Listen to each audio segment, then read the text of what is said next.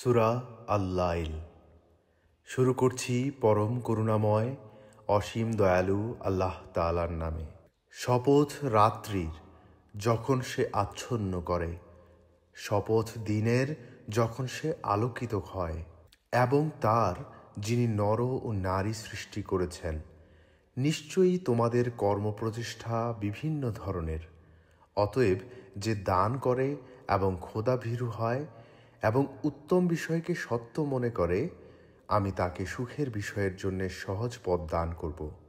আর যে কৃপণতা করে ও বেপরোয়া হয় এবং উত্তম বিষয়কে মিথ্যা মনে করে, আমি তাকে কষ্টের বিষয়ের জন্য সহজ পথ দান করব।